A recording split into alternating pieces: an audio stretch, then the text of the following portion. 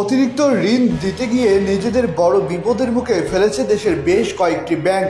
ফলে তীব্র আর্থিক সংকট দেখা দিয়েছে। এতে তাদের মূলধনের স্থিতিশীলতাকে নড়বড়ে করে তুলেছে। নতুন পরিকল্পনায় মেরুদণ্ড সোজা করে দাঁড়ানোর সক্ষমতাও হারিয়ে ফেলেছে। এই সমস্যায় বেশি ভুগছে সরকারি বেসরকারি 60টি ব্যাংক। সময়মতো ঋণ আদায়ে ব্যর্থ এসব ব্যাংকগুলো, ফলে তাদের কাঁধে এখন খেলাপির বোঝা বইতে হচ্ছে।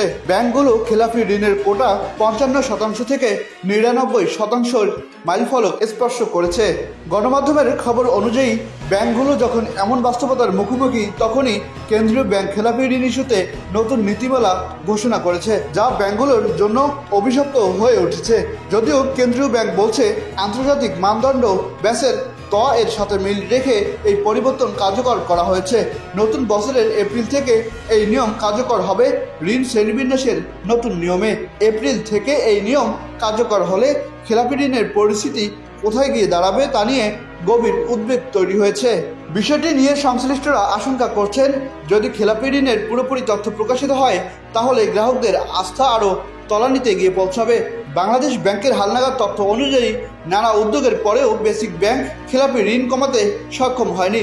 ব্যাংকটির 8,598 কোটি টাকা খেলাপি ঋণ রয়েছে, যা সরকারি 6টি ব্যাংকের মধ্যে সবচেয়ে বড় পরিমাণ খেলাপি ঋণ।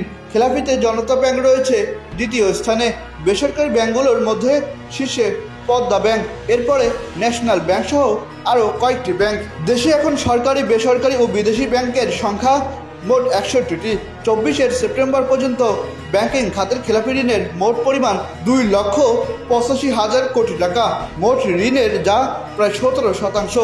এর মধ্যে 10 ব্যাংকেই রয়েছে 2,02,000 কোটি টাকার খেলাপি ঋণ। মোট খেলাপির যা 71%। আহসান সাকিব হাসান, আকাশ জমিন, নিউজ ডেস্ক।